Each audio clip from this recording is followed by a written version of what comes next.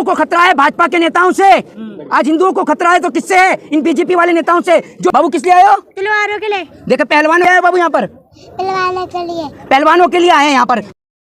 भूषण कह रहे हैं कि नार्को टेस्ट करवाने के लिए हम तैयार हैं, लेकिन साक्षी मलिक और बजरंग पूनिया का भी होना चाहिए। एक बात आप मुझे बताइए, बजरंग पुनिया का क्यों होगा? भाई बजरंग पुनिया का क्यों होगा नार्को टेस्ट? जरा इस सवाल का जवाब दीजिए आप मुझे। ब्रजभूषण शरण सिंह का होगा और पहलवान तो पहले से ही कराने के लिए तैयार हैं, ठीक है? तो आप एक बात मुझे बताइए, लेकिन कराएंगे कब ब्रजभूषण शरण सिंह? कराएंगे कब ब्रजभूषण शरण सिंह? तो क्या जब तैयार हो जाए दोनों हम भी करा लेंगे। वो कह रहे हैं वो जब तैयार हो जाए साक्षी मलिक बजरंग पुनिया हम भी तैयार हैं। अरे बजरंग पुनिया का क्यों होगा? आप तो खुद बेवकूफी वाली बात करते हैं। बजरंग पुनिया का क्यों होगा? हम थोड़ी कह रहे हैं, वो तो ब्रजभूषण कह रहे हैं। अरे तो ब्रजभूषण शरण सिंह के कहने से क्या होगा ये बताइए ना आप मुझे। ब्रजभूषण शरण सिंह के कहने से क्या होगा? जो महिला पहलवानों ने उनके ऊपर आरोप लगाए, महिला पहलवानों का होगा और साथ में ब्रजभूषण शरण सिंह का होगा। ब्रजभूषण शरण सिंह कोई इतना बड़ा माफिया हो चुका है, आज की डेट में इतना बड़ा दादा हो चुका है कि देश के प्रधानमंत्री का मुंह नहीं खुल रहा है ब्रजभूषण शरण सिंह के लिए। भाई ब्रजभूषण शरण सिंह हो गया या क्या हो गया है? एक बात आप मुझे बताइए, आज 30 दिन से ज्यादा हो गए देश की बेटियों को यहाँ सड़कों पर बैठे हुए, लेकिन कोई पूछने वाला नहीं है। खासकर देश की मीडिया और देश की सरकार, कश्मीर से कन्याकुमारी तक हर आदमी का समर्थन आ रहा है। छोटे से छोटे बच्चों से लेकर बड़े से बड़ा हर एक आदमी आज यहाँ पर आ रहा है। ये देखिए अभी मेरे पास में दो मेरे भाई बैठे हैं, छोटे पंजाब से आए हैं, और पूछे किसने आए बाबू यहाँ पर? पहलवानों के लिए। पहलवानों के लिए आए हैं यहाँ पर। बाबू किस लिए आए हो? तलवारों के लिए। देखो पहलवानों के लिए लोग बच्चे यहाँ पर आए हुए हैं। आप ये सोचिए, मतलब देश के एक छोटे से छोटे बच्चे को भी ये बात पता चल गई कि वो यहाँ पर पहलवान बैठे हुए, उनको समर्थन देने के लिए आए हुए हैं।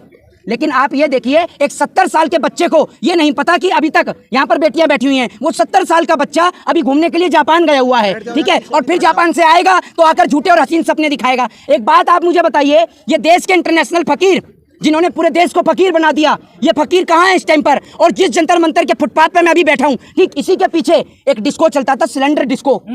आज वो सिलेंडर डिस्को बंद हो गया है। वो सिलेंडर डिस्को इसलिए बंद हो गया, जब 10 रुपए सिलेंडर पे बढ़े तो यहाँ सिलेंडर डिस्को चलता था, लेकिन आज वो सिलेंडर डिस्को यहाँ नहीं चल रहा है। यहाँ से 2 से 3 मिनट की दूरी है पार्लियामेंट की जी।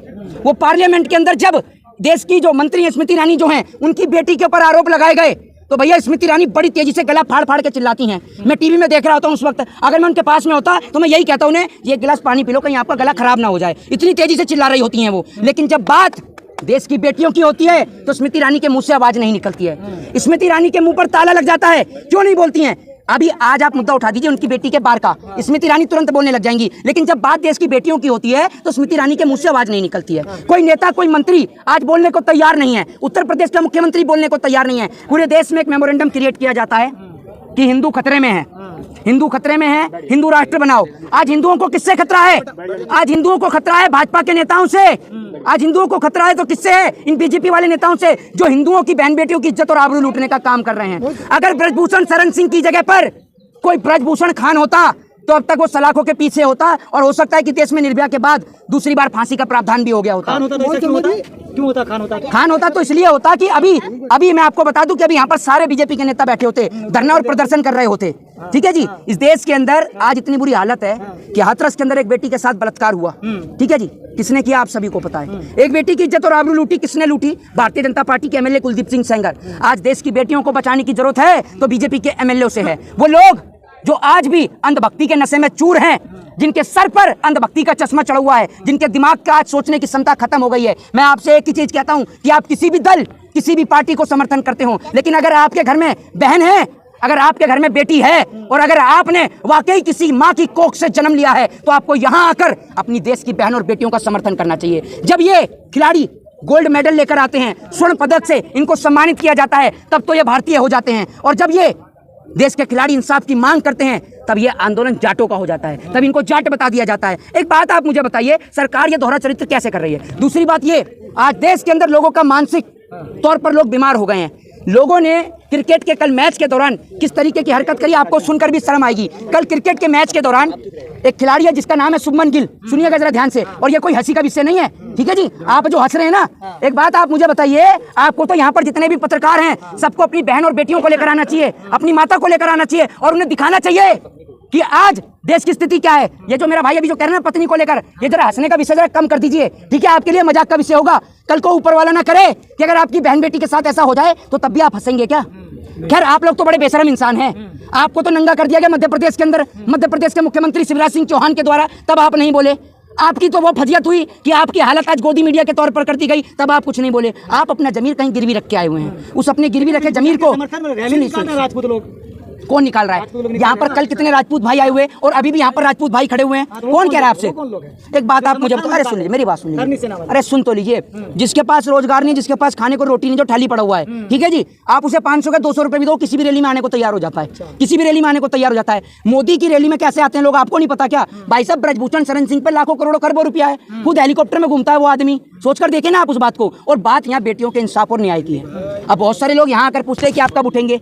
देश की मीडिया पूरे दिन 24 घंटे रसिया को भी दिखाती है, आपको भी पता है, यूक्रेन को भी दिखाती है, पाकिस्तान को भी दिखाती है। क्या देश की मीडिया के पास इतना भी समय नहीं है? क्या देश की मीडिया के पास इतना भी समय नहीं है कि क्या वो देश के पहलवानों को दिखा सके? वो पहलवान जो भारत देश के तिरंगे का नाम पूरे विश्व में रोशन करते हैं, क्या उनको नहीं दिखाया जा सकता? मना कर दिया क्या मीडिया को? जी, मीडिया को मना कर दिया क्या, नहीं दिखाना है? देखिए मीडिया क्या है, मीडिया आज मोदी जी की दलाल है। मीडिया कॉर्पोरेटरों के हाथ में बिकी हुई है, ठीक है जी। मैं आपको बता दूं, भगत सिंह जो थे, भगत सिंह सख्त खिलाफ थे पूंजीवाद के, और आज इस देश के अंदर पूंजीवाद स्थापित हो चुका है। बड़े बड़े कारपोरेटर्स ने इस देश के ऊपर कब्जा कर लिया है। वो बड़े बड़े कारपोरेटर हैं जो इस देश को चलाते हैं। और कारपोरेटर जापान से सारी खबरें दिखा रही है मीडिया। तो आप जापान के रहने वाले हो, हिंदुस्तान के? तारीफ हो रही, देख रहे भाई साहब, मोदी जी क्या कहते हैं? नहीं, नेता बन चुके हैं। अच्छा, मोदी जी। तो आप कितनी जगह घूम के आ गए, कितनी जगह विदेश में घूम के आए हो? आप मीडिया की बात कर रहे हो, मैं उसी मीडिया की। अरे मीडिया तो मेरी बात आप फिर समझिए। अगर कल को मीडिया ये कहेगी कि भैया ये गोबर नहीं है, च्यवनप्राश है, चाट लोगे आप? चाट लोगे आप? बात हो रही है, उसका जवाब। अरे मैं भी तो बात का जवाब ही दे रहा हूँ। आप कह रहे हो ना मीडिया पे दिखा रहे हैं। मीडिया पर अगर ये दिखा देंगे, मैं क्या बोलूँ, अगर गोदी मीडिया ये दिखाएगी गोबर नहीं च्यवनप्राश है, तो चाट लो। सच्चाई दिखाती है मीडिया। मीडिया सच्चाई दिखाती है। तो अगर 2000 के नोट में नहीं निकली नैनो चिप, फिर आपका क्या करूं मैं हाल? बताइए आप मुझे। मीडिया सच्चाई दिखाती है, हैं? मीडिया सच्चाई दिखाती है 2000 के नोट में नैनो चिप। तो सर्वे किया सुधीर चौधरी ने, उसका सर्वे किया था। सुधीर चौधरी तिहाड़ का सर्वे करके आया, वो कम पड़ गया सर्वे। एक बार बीजेपी की सरकार तो जाए, उसके बाद आप देखिएगा कितने पत्रकार अभी तिहाड़ का रास्ता देखेंगे। बहुत सारा सर्वे होगा तिहाड़ का, होने तो दीजिए आप एक बार। देखिए मैं आपको एक बात बता दूं कि जो नार्को टेस्ट की बात करें तो देश के प्रधानमंत्री आए तो ब्रजभूषण शरण सिंह को लेकर तो पहले भी बोल दिया है ब्रजभूषण शरण सिंह ने कि प्रधानमंत्री एक बार मुझसे कह दें, मैं तो इस्तीफा दे दूंगा। प्रधानमंत्री देश में टिके तभी तो प्रधानमंत्री से बात हो। और कल जो आपने बात कही शुभमन गिल की, तो उस खिलाड़ी ने शतक जड़ दिया। शतक जड़ने के बाद लोग उसकी बहन के इंस्टाग्राम अकाउंट पे जाकर उसके साथ रेप करने की बात लिखते हैं। आप सोच के देखिए हमारे देश के लोगों की मानसिकता कितनी खराब हो गई है। क्या इन्होंने किसी नारी की कोख से जन्म नहीं लिया? क्या इन्होंने किसी माँ से जन्म नहीं लिया? ये जो किसी बहन बेटी को ऐसा लिख रहे हैं। मेरे भी घर में मेरी माँ है, मेरे भी घर में बहन है। ये लोग जो सोशल मीडिया पे गाली लिखते हैं, अरे कभी अपनी बहन का चेहरा देखकर देखिए। अगर आप किसी बहन बेटी को गाली लिखेंगे ना, तो कोई आपकी बहन बेटी को नहीं छोड़ देगा। आपकी भी बहन बेटी को लोग गाली लिखेंगे, आपकी भी माँ को गाली लिखेंगे। आप किसी भी दल से समर्थन करिए। मैं ये कहता हूँ कि आप चाहे भले ही वोट किसी को डालिए, मोदी को डालिए, राहुल को डालिए, अखिलेश को डालिए, मायावती को डालिए, वोट किसी को भी डालिए, लेकिन बहन बेटियों के इंसाफ के लिए कम से कम यहाँ जंतर मंतर पर तो आइए।